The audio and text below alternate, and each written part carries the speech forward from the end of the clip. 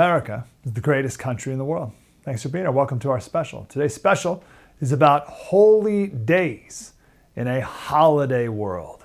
I love this title. A holiday world. But how do we make these holy days? What do we mean here? So a holiday world, right? Do you get what I mean by that? Like this just worldly, materialistic, secular silliness?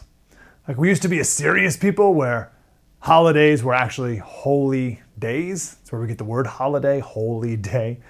This hit me years ago, maybe 4 years ago with Halloween. It felt so empty and ridiculous.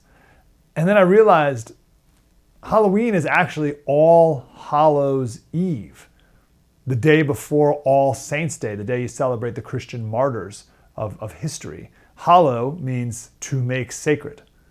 So All Hallows Eve, Halloween, we just threw it together. So it used to be the day before All Saints Day. And that was the first realization I had, really just how sad it is that we used to have holy days on the calendar, but they've been replaced by holidays. And then you start going down that road and it turns out all of our holidays used to be holy days. And they've all been secularized. Like all of our holidays had Christian roots and they've all been secularized into nothing. Like, so St. Patrick's Day. It's literally called St. Patrick's Day. Patrick was taken as a slave and he escaped and then became a Christian and decided to go back to the people who enslaved him to go and spread the gospel to save their souls. That's St. Patrick. St. Patrick's like this incredible person in history. And now it's get drunk on green beer or whatever, right? It's like, okay, well, those are different. So like, I think I do this parallel universe analysis all the time. Like if we had a country where everyone celebrated St. Patrick's Day because of Patrick and what Patrick did and who Patrick was, and we further dedicated ourselves to living a life inspired by what Patrick did, that world versus get drunk on green beer, pinch me, I'm Irish or whatever. It's like, oh, those are different places. And I wish we had that first one. Let's take Valentine's Day. Valentine was a real guy. He kept performing weddings, even though the emperor said you're not allowed to marry Christians. Christians are not allowed to get married. And Valentine kept doing it, so the emperor beheaded him. Valentine was a martyr. And then Christmas, ooh, baby. I used to go on this, well, here's my Santa message. Why does Santa, we're going to talk a lot about Santa today. My initial message going into this special, at least, because we got a couple guests about this. Why does Santa have to be more real than any other make-believe thing? My kids believe in Santa Claus to the same extent they believe in the Grinch. Right? Like, they don't think the Grinch is real. Like, they know he's not real, but it's a fun story. Why does Santa have to be any more than Superman? No one goes around telling kids that Batman's real or Batman's watching you. You better be good. And Santa, like, we're just feeding our kids this counterfeit Jesus who's just a pathetic version of Jesus. What wisdom does Santa impart? Nothing. Santa's never said anything. Ho, ho, ho, that's it. And it's all of Christmas has become secularized. We went from one light that lit the sky to Bethlehem, where Jesus was born, and now there's lights everywhere. Christmas morning, actual Christmas morning, was this poor stable. And now it's about more and more presents. Christmas was peace on earth, and now it's madness, crowds and traffic, and rushing all the time. Santa Claus gives you what you want because you deserve it. Jesus Christ gives you what you need, even though you don't deserve it. How about that difference? Let me say that one again. Santa Claus gives you what you want, you give him a list, and oh, have you been good? So he gives you what you want because you deserve it. Jesus Christ gives you what you need, even though you don't deserve it. So that was like 4 years ago I had that realization. I was very sad about the secularization of holy days in our country and did the best we could in our home, still are, to make the holidays more of holy days. I mean, Thanksgiving is a good one. Thanksgiving used to be a sacred day of fasting and prayer and humiliation. The founding fathers, when they wrote about Thanksgiving, in their proclamations, they said it should be a day of humiliation, meaning a day to humble yourself. Praise God for all of our blessings, which can only come from him. And realize that everything that is good comes from him. Abraham Lincoln, in his Thanksgiving proclamation, he said, "No human counsel hath devised, nor hath any mortal hand worked out these great things? So he went through all the things we're grateful for in this country. He's like, none of us could have done this. They are gracious gifts of the Most High God. That's humiliation. That's humbling yourself. So I got really sad about all this, but then I've changed my tune a bit. And here's why. It goes back to Halloween again. I just recently read a quote from Martin Luther. Martin Luther, not Martin Luther King, Martin Luther. Martin Luther, by the way, posted his 95 Theses on the church door in Wittenberg on October 31st, 1517. And it was Martin Luther who spoke of many Halloween traditions that we still have today. But he spoke of them as if they're good because they mock and ridicule the devil. The devil hates being mocked, hates being ridiculed. Here's the quote from Martin Luther. He said, the best way to drive out the devil, if he will not yield to text of Scripture, is to jeer and flout him, for he cannot bear scorn. Jeer, mock, ridicule. The devil's prideful, but Jesus already won, so we can mock Satan. James Jordan, he said, to drive Satan from us, we ridicule him. This is why the custom arose of portraying Satan in a ridiculous red suit with horns and a tail.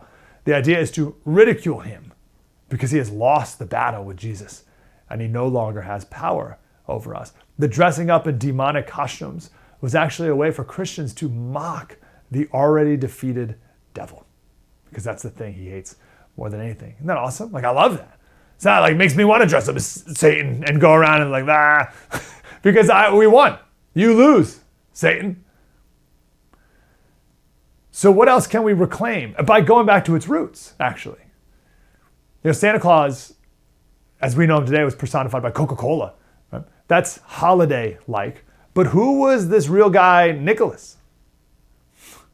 We're going to find out. We have a guest who is an expert on Nicholas. Holidays were good and pure, and we let the world corrupt them, water them down. But we can make them good and pure again. We can redeem them. I think of Genesis 35:2 says, so Jacob said to his household and to all who were with him, put away the foreign gods that are among you and purify yourselves and change your garments. Like, let's go. Let's get it together here. There's redemption that's possible with our holidays to turn them back to holy days. And we can do that in our own homes first, but then when people see how much better it is our way, then it'll spread nationwide.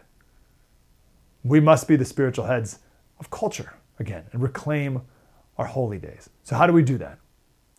First, again, let's start here. You can do whatever you want in your home. We gotta realize that. You don't have to do a single thing that the world says you should do. How you celebrate every birthday or holy day, it's all up to you. You don't have to do anything the world told you to do. You don't have to do anything your family did growing up. You don't have to do the things that you think you should do for whatever. No, you do whatever you want to do and just do good things. You do it. It's your home. How can we reclaim what is good and pure from our holiday world? Isaiah 60:12 says, for the nation and kingdom that will not serve you shall perish. Those nations will be utterly laid to waste. I put that here because we should reclaim. How to reclaim, we'll talk about. Let's start, should we? If a nation serves God, they'll be prosperous. If they don't, it'll be very bad for them. I believe that's true for us as well. Not only holidays and how we've been celebrating them, but where else in our lives have we let the world take over and water it down to the point where we forgot what is good and pure about everything in the first place? Let's reclaim these things in our life, and I think we'll be in a much better place. And our holy days is a great place to start. Very excited for our guest today. We got Pastor Alan Jackson. We have an expert on St. Nicholas. And then we'll end up with Lee Strobel on our show today about reclaiming holidays into holy days. Right here on the First TV. Spread the word.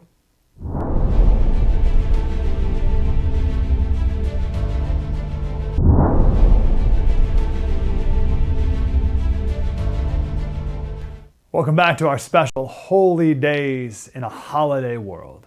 Our friend Pastor Alan Jackson is here. He's the pastor of World Outreach Church and the host of Alan Jackson Now. Pastor Jackson, how are you, sir?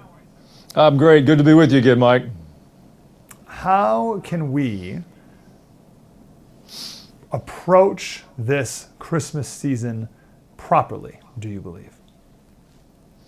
Well, I'm sure there's a myriad of responses to that, but the easy way to start is in our own home. Whatever that looks like, whatever life season you're in, I've been encouraging my friends for a while now to take one meal a week at the kitchen table together as a family and put your devices away, and it's kind of a wellness check. And I think for the holidays, that's perfect. It's because it's such a busy season and there's so much happening. And then you shape the narrative for your holiday or in your home, beginning at that kitchen table. And you're not victims of culture or media or marketing. You get to set that narrative. And if your kids are grown and you're empty nesters or in another life season or you don't have a family yet, you make that one meal a week about hospitality and you invite somebody in and you begin to shape your own holiday narrative around the table. And I like that a lot better than being victimized by all the things that we don't like. Yeah. If Jesus is not the center of our celebrations, what is? Who is?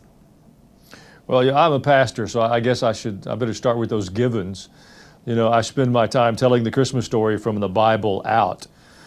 And so Christmas for me begins with the Jesus story and the birth narratives and the cast of characters that are around that. And it's not a complicated story. In fact, I think the brilliance of it and the great impact of it is it's so accessible to us. Wise men came to seek out the infant Jesus.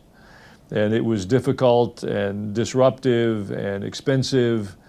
And maybe it wasn't even what they expected when they started, but it was something that caused them to rejoice. The not so wise people took the opposite approach. They resisted Jesus and killed all the babies in Bethlehem and didn't want anything to do with the narrative. And 2,000 years later, it's not much more complicated than that for me. This time of the year is a time to renew my faith, to kind of do a little evaluation of my year and how have I done with the person of Jesus? Have I been seeking him this year and inviting him into my life? And if not so, I don't want to peddle guilt and shame. I just want to invite people to let's build a plan for the new year that will make that better. And so it's a wonderful time to kind of review and reflect and celebrate the goodness of God. He cares about us. There is a God. He can be known, and he's so interested in us that he asked his son to become one of us and walk amongst us. That's a remarkable narrative, and it's what separates the Christian faith from all the other options. You have an Advent book called Lead with Faith at Christmas. First of all, what is Advent? It's a word we've all heard before, but maybe some people associate it with like a piece of chocolate or something. So what is Advent? And then what does it mean to lead with faith? Well, Advent is usually celebrated by the more liturgical churches, the churches with a bit more formal order of worship. And if you're in one of them, you'll know that. And if you're in one that didn't celebrate Advent, it isn't something that belongs to the Catholic. Sometimes people get agitated and they think it's only a Catholic thing, and that's not true. It'd be okay if it was, but it's the 4 Sundays that precede Christmas Day. And it's celebrated as a time of preparation for the arrival of Jesus in Bethlehem, and then it's kind of been extrapolated from that, even a preparation for the time of Jesus' second coming, the parousia. So each of those 4 Sundays, or those 4 weekends, typically has a theme: hope, love, joy, peace. They vary a little bit from tradition to tradition or place to place. But from that comes the lighting of the Advent wreaths with the 4 candles, Advent devotionals. It's the first season in the Christian calendar. It's kind of, it will precede in a few months as we prepare for Easter. You have the Lenten season, those days leading up to Easter. And so it's really a time of preparation, which is the purpose of that little booklet was a way to give families 25 days of devotionals that they could do in a pattern that fits their family and their lifestyle, so that our Christmas celebration isn't just about exchanging gifts or our favorite recipe or decorating the trees. Those things don't bother me, but they're ancillary to the real purpose we get together for, or we celebrate at Christmas time. So let's say someone does not do that Advent leading up, build up process versus someone who does. How is the month different, and how is maybe Christmas Day different if you do it versus if you don't? Right. Well, I think, at the end of the day, it's finding your path through it. It's a little bit like asking, what's the best way to celebrate Thanksgiving? We just completed that. And most of us have a group of recipes that are unique to us or prepared in a way that makes that Thanksgiving for us. And I don't think it's about right or wrong. I think in Thanksgiving it's about being grateful. And at Christmas, I think it's about the arrival of Jesus into the world and what that means to you. If you're a Christian, it means our Savior arrived, that God cared about us enough to do an intervention on our behalf. And so all of our activities in this month lead up to that celebration. If you use Advent, great. If that's not a part of your tradition, it doesn't lessen God's love for us, and you find your own pathway to celebrate that. And if Christianity is a new thing for you, I'd make a suggestion. Read the first 4 chapters of Matthew's Gospel and read the first 4 chapters of Luke's Gospel. It's a short read. Matthew tells the story from Joseph's perspective, and Luke tells it from Mary's perspective. So you get it from the perspective of both of these young people who had some rather surprising God interventions in their lives. And from that, our lives have been impacted. And that's really the invitation of Christmas. Now, I love it because Christmas provides an open door into the lives of people. I do it in different ways. One year I bought several dozen boxes of chocolate. And as I remembered some friend in the community that I just see in a marginal way, I'd go deliver a box of chocolate and say, Merry Christmas. Or if I heard of somebody who was having a tough season, had been sick, I'd just go. It's a wonderful time. You can knock on a stranger's door with a poinsettia and they will open the door. If you do that in July, they'll have you arrested. So I love the Christmas season because there's an openness, and it's a time of year for some people it's very difficult. If there's been loss or death or Christmas kind of makes it a heavy season. And so I love the simple way we can just bring a smile or, with an act of kindness or a small gift or inviting them to some Christmas celebration, whether it's religious or secular. Nobody likes to be left out. We all like to be included. So it's just an opportunity, a season of the year filled with opportunity.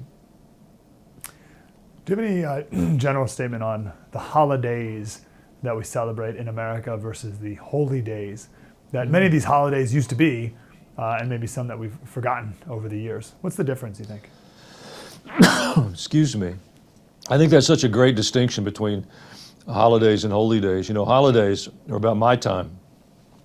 There are days when my work schedule is interrupted, so I get more personal time, and we call them personal days, and nobody can intrude on those. I can do what I want. And that's not bad. I think that's always helpful to have time for restoration and refreshing. But holy days are something else. Holy days are centered in God. Those are His days when we're reflecting on what He's done for us. And most of our concepts of holy days, if you're a Christian, come from a Judeo-Christian worldview. And so we learn about those through the Jewish holidays. Things like Passover or the Day of Atonement. And those come with a very prescribed set of responses to God. The Day of Atonement is a day of fasting. I mean, it's a holiday, but it's a very holy day. And I've been in Jerusalem with guests in a hotel, and there's no food available. I had to go find some non-Jewish establishment so I could feed my friends that weren't interested in fasting on the Day of Atonement. Well, we've lost that a little bit in America in our Christian traditions. I think our holy days have become almost completely co-opted by the notion of a holiday, and it's about what I want, what's on my gift list, who I want to go visit, what food I want to eat. And I don't think those things are wrong, but I think they fall short of recognizing that the day really is about what God has done for us. And whether it's a few moments of prayer that you spend with yourself or with your family or with some friends, I have developed the habit that if you invite me to some holiday gathering, that before I leave with the host or whoever's invited me, I'm going to have a prayer, maybe a sentence prayer. It may be a prayer of thanksgiving. I'm just going to take a little Jesus with me when I go. So I'm happy to have the celebrations and all the food and the music and all the entertainment, but I want to be certain that I take my faith with me through the holiday season. Pastor Alan Jackson, World Outreach Church, Alan Jackson Now. And what's the new book, and where can we find this Advent book? Well, Leading with Faith at Christmas time, it's really built for families. It's 25 daily devotionals. There's some Christmas recipes. There's some Christmas activities. If you don't know how to bring your faith to your kitchen table, that little book will help you do it. It's easy to share with your grandchildren or a neighbor. You can get those at alanjackson.com. They're available. We'll have it delivered to you. I'm not sure it'll be a reindeer and a sleigh, but it'll get to your house. We'll get it to you. Pastor Alan Jackson, appreciate you, sir. Great to talk to you. Thanks, Mike. Appreciate your time. Merry Christmas. Coming up next, we'll talk about the story of Nicholas. Next, right here on the First TV. Spread the word.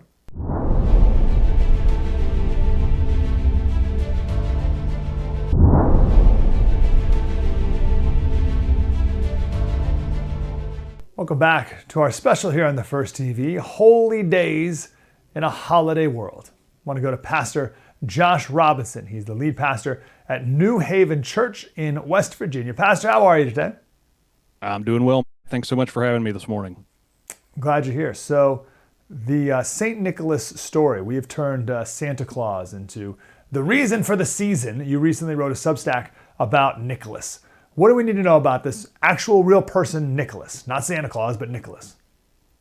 Yeah. So St. Nicholas was actually a real person, number one, which is probably a surprise to most people who are out there in our world today.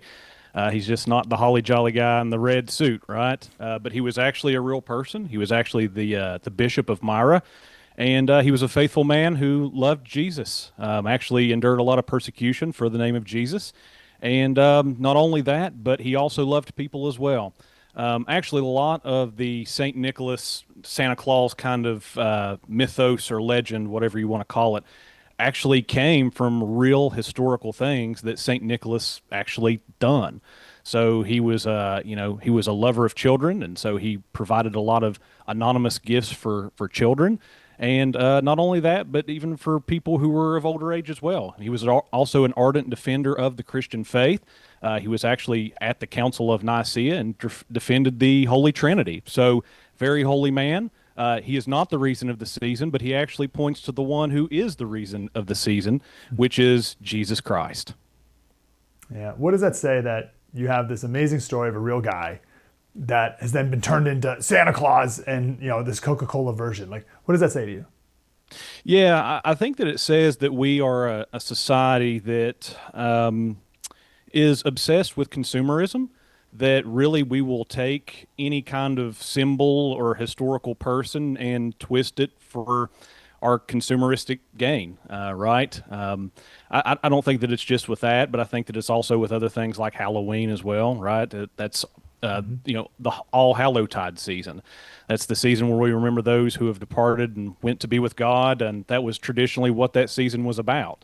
So, but we've done the same thing, right? That's the reason why something like a Spirit Halloween can exist, is because we take things like that and we consumerize it, and we basically turn it into just a way to grab some cash. And so I think that it speaks to our society in some ways, that we're just infatuated with the things of this world.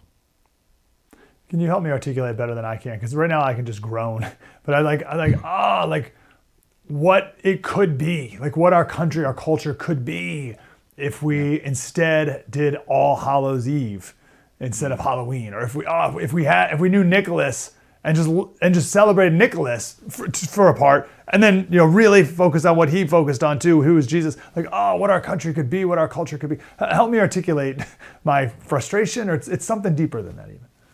Yeah, no, and I think that what you're speaking to as well is kind of a groaning that a lot of us have had as we've kind of all grown into an adulthood, which is that, in my generation, a lot of people have said that the seasons that we used to love as children have some way kind of lost their magic. And I think that that's because we have got steered into and kind of locked in to thinking that the reason for this entire season is literally just for presents or whatever it may be at the time.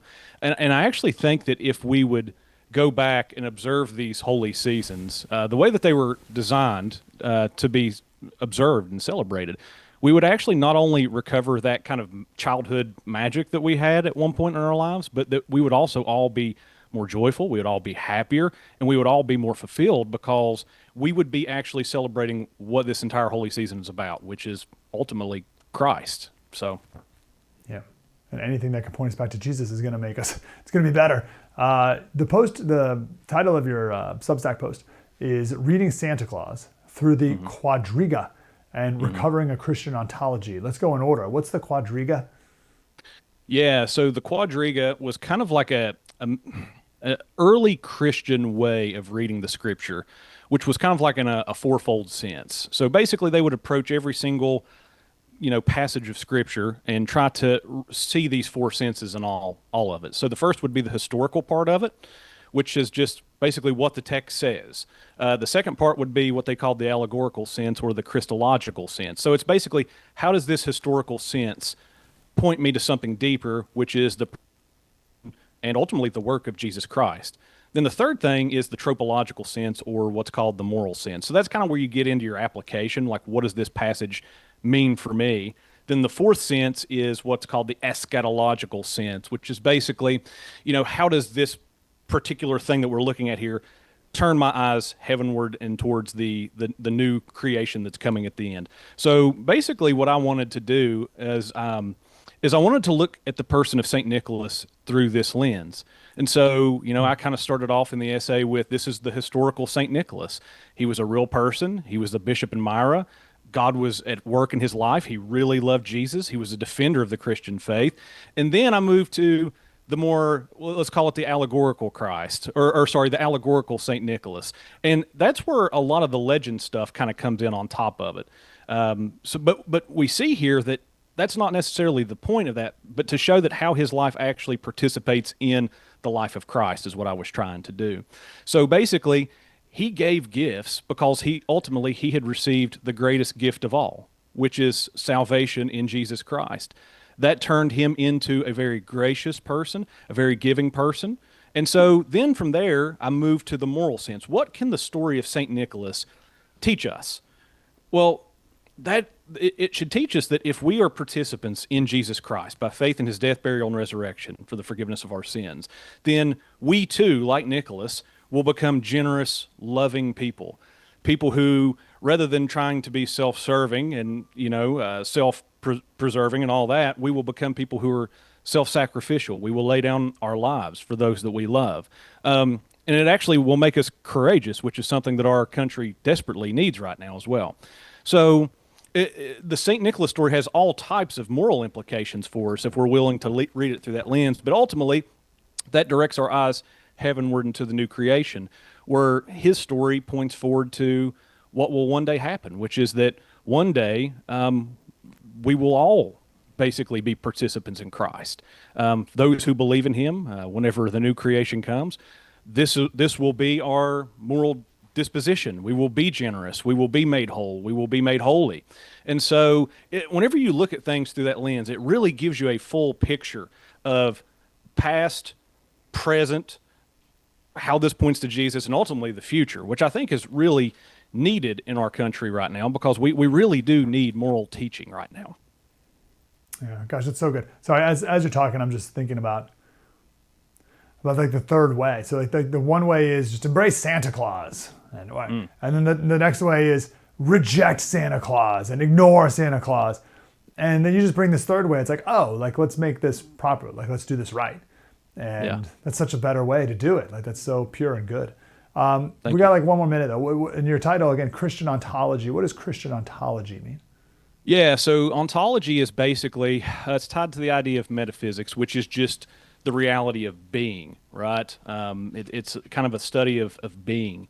And so I chose that in the subtitle because I wanted to make clear that in some ways, St. Nicholas is still present, which sounds shocking to people because a lot of us have been baptized kind of into secular materialism. Basically, all that there is, all that, in terms of being is what we can see, quantify, all that kind of stuff that can be measured with the scientific method. So one of the things that I wanted to show is that Christians throughout the centuries have actually understood ontology and metaphysics differently. They had a category and a place for things like not only angels in work in creation under the providence of God, but also things like saints. And so basically I chose that to try to say that, whenever we participate in this pattern that St. Nicholas participated in, which is ultimately the pattern that Jesus Christ participated in, the pattern of self-giving love, right, for others, that in some ways St. Nicholas is really embodied on earth in some ways. And so that's a different kind of way of thinking about things. Like I said, most of us has been baptized into secular materialism that from a very early age. And so one of the things that I want to do is present a vision of how something like this can be from kind of an ancient Christian perspective. All right, I lied. Last question. How would you like Like, how would you recommend I bring this into my home? My kids are 3, 5, 7, 9. So Yeah. how does this translate into the Slater home? Yeah. So I also have children. I have a daughter that's 7, and I have a daughter that is 2. So, the way that we do it in our home is kind of just the way that it is in the essay. St. Nicholas was a real person. It's not Coca-Cola St. Nicholas, right? Santa Claus. But in the same way, the real St. Nicholas was a generous person who really gave gifts anonymously to children. And whenever we do that, you could almost say that we're really participating in the quote unquote spirit of Christmas in some ways. And so it kind of gives you an opportunity to kind of bring together all this. It's kind of a third way in some ways that you said. You don't have to reject Santa, and you also don't have to buy into Coca-Cola Santa Claus on the other side either, but it allows you to stay historically grounded, also in a Christological way, using Santa as a jumping off point to actually pointing forward to the reason of the season, which is ultimately Christ.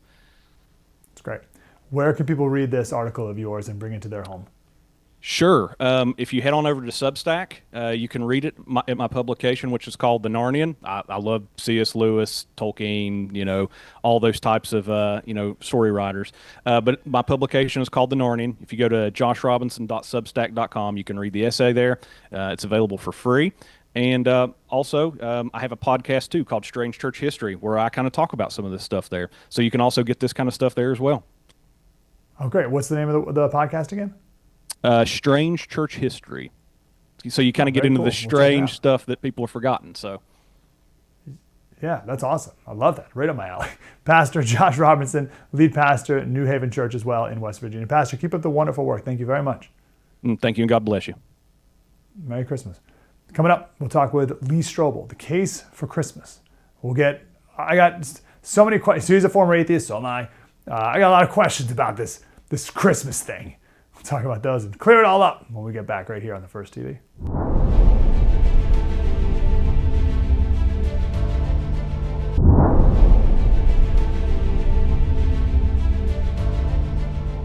Welcome back to our special Holy Days in a Holiday World. An honor to talk to the great Lee Strobel, author of many books, including The Case for Christmas. Mr. Strobel, how are you, sir? I'm doing great. Great to be here with you today. Thanks for having me. Yeah, good to talk to you. Let's, as two former atheists, I got some questions for you, Sure. Mr. Strobel.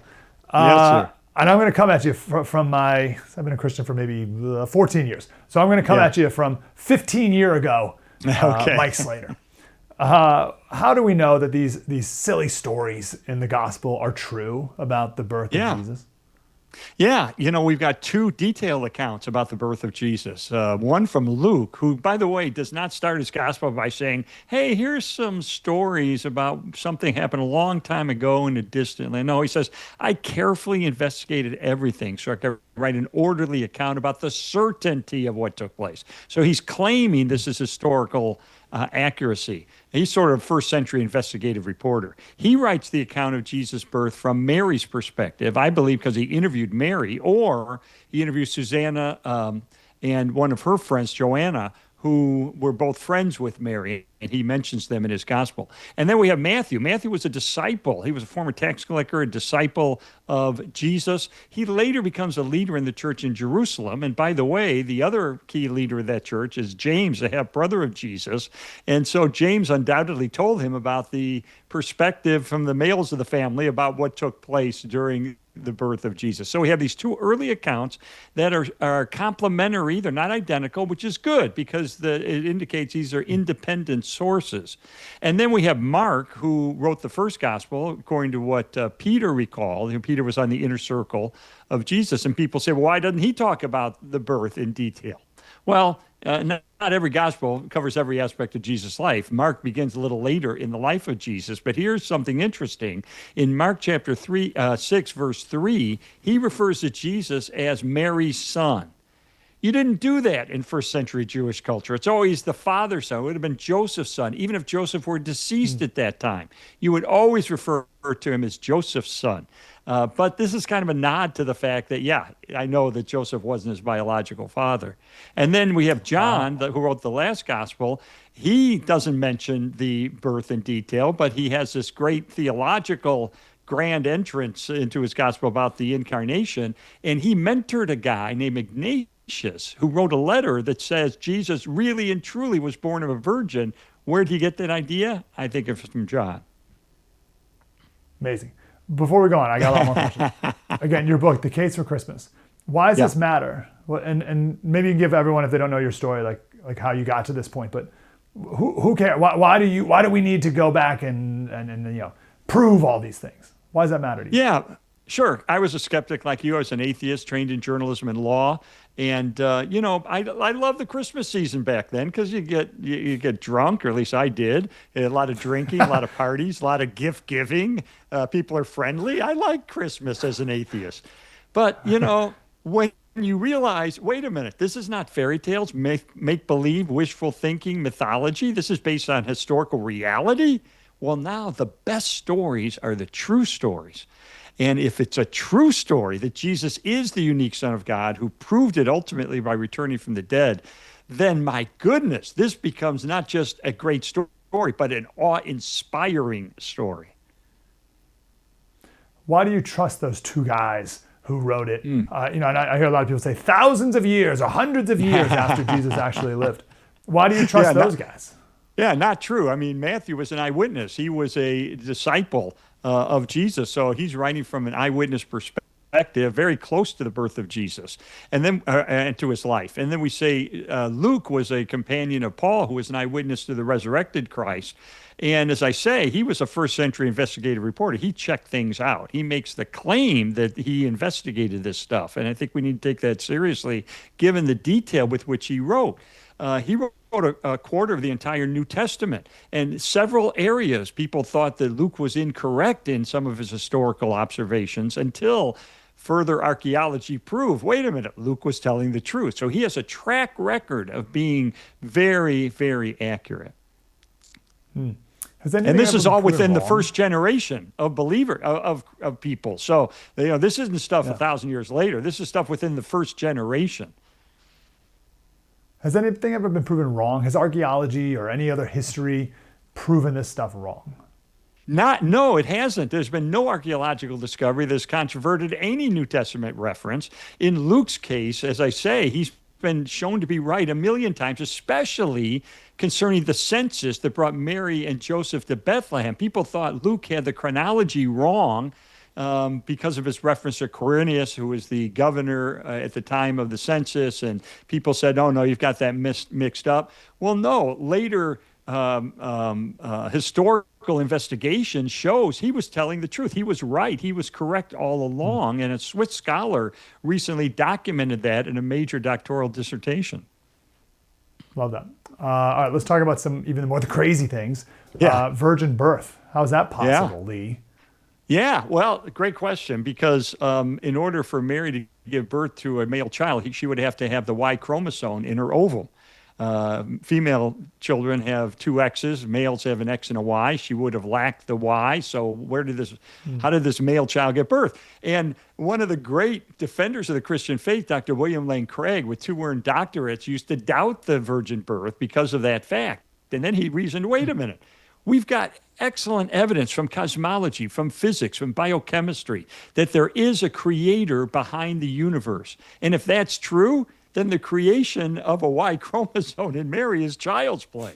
So I think we can believe that if God created the cosmos, and I think we've got good evidence historically and scientifically that he did, then there's no problem to create a Y chromosome. That's right. I've always had a tough time with the prophecies. And this atheist me speaking, it's like, okay, well, prophecy that he comes in on a donkey. Well, listen, this guy just, if he wanted to trick people, he was like, I'm going to make sure I come in on a donkey. Right. Stuff like that, right? So what prophecy to you stands out? Yeah. Like, here's something that was written a long time ago that he couldn't have faked. Yes. For instance, Micah 5, verse 2, written 500 years before Jesus was born, said that the Messiah would be born in Bethlehem. Isaiah, 700 years before Jesus was born, in Isaiah 7:14, predicted that the Messiah would be born of a virgin. We've got so many of these ancient prophecies, and you're right, some of them Jesus could have maneuvered his life to fulfill intentionally, but a lot of them he couldn't, like where he was born, his manner of birth, his ancestry, and so forth. And so a mathematician with a PhD, he was a professor at a college in California, Dr. Peter Stoner, realized that many of these prophecies could be mathematically quantified. Like how many people were born in Bethlehem? We can quantify that. And so he just ran the numbers. And what he determined is the mathematical probability of anyone in history fulfilling just 48 of these ancient prophecies would be one chance in a trillion, trillion, trillion, trillion, trillion, trillion, trillion, trillion, trillion, trillion, trillion, trillion, trillion. Yeah. I mean, this is mathematically impossible that anybody could fulfill these prophecies by chance. That's right. Okay, let me ask you a question. I wonder if I'm the first one to ever ask you this. I'm so arrogant to think I'm the first one that ever asked this question. I was just reading yesterday with the kids. Luke, I guess it maybe would have been, I forget where we were. 1, 2, 3, 2 maybe. And about the Magi, right? We're following the star. Okay. Yeah. How do you follow a star? I don't even know what that means. Like I'm putting myself in these guys' shoes. It's like, how do you follow it? It's way up there. Yeah. And then they had to think during this process. Yeah. So they're following it. So they notice it. They follow it. Plus, like the whole time they're doing this, they had to be like, "This is pretty stupid. Like, what are we really doing?" And like, so tell me about these guys. Yes, the Magi were from. We don't have a lot of information on them, frankly. So some of this is based on historical context that we can lay. But the Magi were from the Far East. They were astrologers, which, by the way, the kind of thing they were into, mediums and astrology, was forbidden by the Old Testament. So these people were not followers of the Messiah and so forth. But they studied the stars. And one professor of astrophysics, who was a good friend of mine, who was an atheist who became a Christian studying astrophysics, her theory is that the star, and by the way, the word in Greek there for star is expandable enough to mean any celestial body. It could have been a comet, could have been a planet, could have been conjunction of planets, could have been a star. So her theory is that this was a nova. A nova burns brightly for a while, a star, and then it grows dimmer, and then brightly for a while, and then grows dimmer. The average person, you and I, would not notice this, but these astrologers who studied the stars would have noticed it, and its position in the heavens astrologically would have told them where this was going to take place. And so they're gaining guidance from this star based on where it is and what it represents. But I think the big theological significance of the Magi is that the Messiah was not just coming for the Jewish people, as the Jewish people thought at the time. Yes, he was coming for them, but he's coming for everybody. That they, even these Gentile pagans who came to worship Jesus, this shows that Jesus is coming for the entire planet, for all humanity, not just for the Jewish nation. This expanded the meaning of the Christ. Yeah, I can tell there's I don't know if this is just your personality or you just love talking about this. So like does this bring you like joy and excitement? Like where does it come from in your voice to like tell these stories? I love it. I love when you find out things that you always wondered about, you know, like how did we land on December the 25th? The Bible doesn't tell us. Well, they had a belief that Jesus would have been conceived on the same date of the calendar that he was killed. And so in the year 200, Tertullian, an early Christian leader, decided to look and determine, well, when did he die? And he determined that based on the Roman calendar, he died on March the 25th. And if he died on March the 25th, he would have been conceived on March the 25th. Fast forward 9 months, and he got December the 25th. I never heard that in my whole life. Yeah, isn't that interesting? Come on. Yeah. That is interesting. And by the way, I can see why you're so excited. That's from a Yale divinity dean. So I know you have a Yale background, so you got to have some respect there for that theory. And so do you. All right, I don't know where to end this because I just want to talk to you forever. Maybe we can end on Santa. Yeah. What your recommendation is for this other thing, this other person that's not in the Bible. We just did a segment on Nicholas, like the real guy Nicholas. Yes. But what's your suggestion for Santa? Well, what do you do with kids who fall in love with Santa Claus? And I don't like to burst their bubble at a young age. I like to say, hey, you know what? Santa Claus is a fanciful idea, but let's talk about the real Saint Nicholas. That's kind of what resulted in this idea of Santa Claus. And if you already talked about him on your program, that's great, because he was a wonderful Christian leader, very generous individual who was tortured for his faith. He was imprisoned for his faith. He stood up for truth at the Council of Nicaea against the heretic Arius. The idea that he slapped Arius is probably not accurate historically, but he stood up for truth. He was a man of truth, a man of generosity, and a man of love. So let's focus on St. Nicholas and how he kind of got reduced to this Santa Claus, who, by the way, our current image of Santa Claus, you know what it comes from? The 1930s, when Coca-Cola had a big print campaign advertisement. That's where this current image of Santa Claus that we have gets all pulled together for the first time. And that's why we picture him today the way that we picture him. What a shame. I got one more question. I got about 30 seconds. Yeah. Do you lament the fact that Christmas has turned into a holiday as opposed to a holy day? And what's your suggestion on how we can turn it back? I don't lament it because I think people are more spiritually sensitive because of the holiday. I think they tend to open up spiritually, and that gives us the opportunity to talk about the holy day. Great. Lee Strobel, The Case for Christmas. By that, everything else that Lee has to offer. Lee, super grateful for you. Thank you for your time today. I hope we can talk again. Thank you, sir. Great chatting with you. Really good. I hope we can all get Lee's infectious spirit too. Love that. Lee's like, let me tell you this story. Love that so much. And I love that last message too. Let's take this opportunity of the holiday, and help people turn it into a holy day. Thanks so much for being here on The First TV. Spread the word.